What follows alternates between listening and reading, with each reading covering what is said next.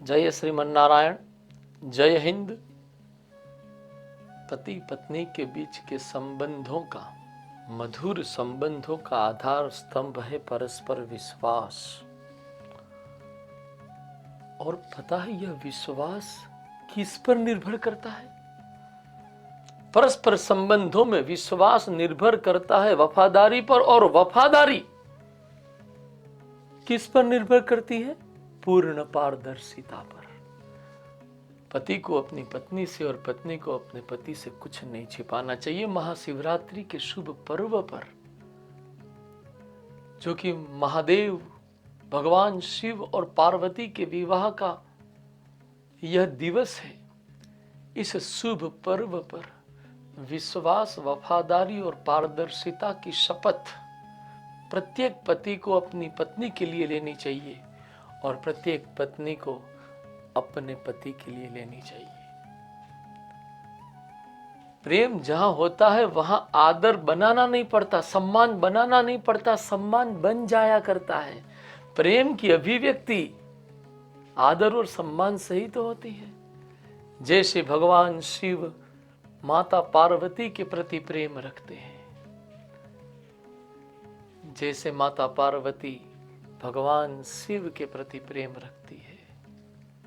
प्रत्येक पति को अपने पत्नी के लिए और प्रत्येक पत्नी को अपने पति के लिए वैसा ही प्रेम रखना चाहिए।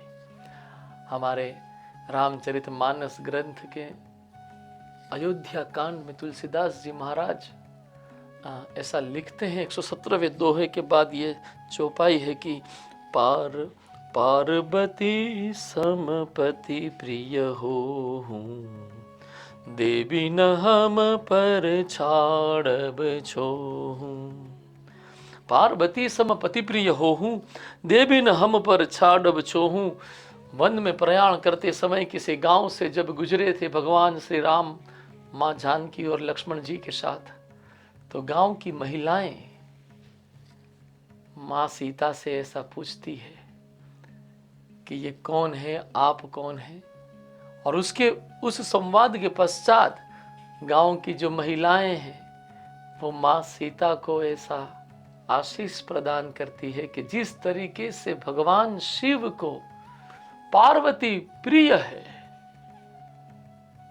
उसी तरह से आपके पति को आप प्रिय हो जाएं। पति पत्नी के संबंधों का सार प्रेम है और प्रेम का प्रतीक शिव एवं पार्वती का संबंध है। हम जानते हैं कि कई ऐसे मनुष्य हैं जो अपनी काम वासनाओं के अधीन होकर, काम के वश होकर विवाह की ओर प्रयाण करते हैं, विवाह का निर्णय लेते हैं, लेकिन शिव और पार्वती का संबंध काम पर आधारित नहीं, प्रेम पर आधारित है। काम की तो क्रूर हत्या करने के पश्चात महादेव चले थे विवाह करने। महादेव वैराग्य के शिखर है।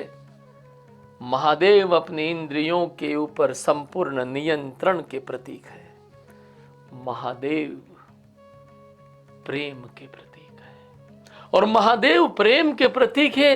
वो केवल माता पार्वती के साथ उनके संबंधों के आधार पर ही नहीं, परंतु राम के प्रति उनकी भक्ति को देखकर भी हम ये कह सकते हैं कि जब भी हम देखते हैं शिव का स्वरूप राममय स्वरूप है। भक्ति और प्रेम के सर्वोत्तम आदर्श के रूप में भगवान शिव की आराधना महाशिवरात्रि के अवसर पर करें और पुनः सप्तपदी के वे वचन याद करें जो विवाह के दिन हर पति और प्रत्येक पत्नी ने अपने पति के लिए लिए थे। सप्तपदी के उस वचन को याद करते हुए अपने संबंधों में विश्वास, वफादारी और पारदर्शिता को प्रोत्साहन प्रदान करते चले जाएं, प्रेम को बढ़ाते चले जाएं।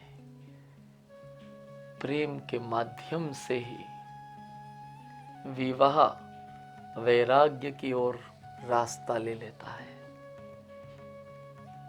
प्रत्येक युगल को इस मार्ग से ही गुजरना चाहिए। गृहस्थाश्रम से वानप्रस्थाश्रम, वानप्रस्थाश्रम से संन्यासाश्रम, यही तो है यात्रा जो विवाह से वैराग्य तक, वैराग्य से मुक्ति तक ले जाती है। और ये समग्र यात्रा का कोई अगर साथी है तो वह साथी है प्रेम। महाशिवरात्रि के मंगलकारी अवसर पर शिव और पार्वती की तरह सभी भारतीय पुरुष और महिला जो विवाहित है वो अपने अपने अर्धांगिनी, अपने अपने हम सफर के प्रति उसी प्रेम और समर्पण से जीवन व्यतीत करे, अपने कर्तव्य का पालन करे।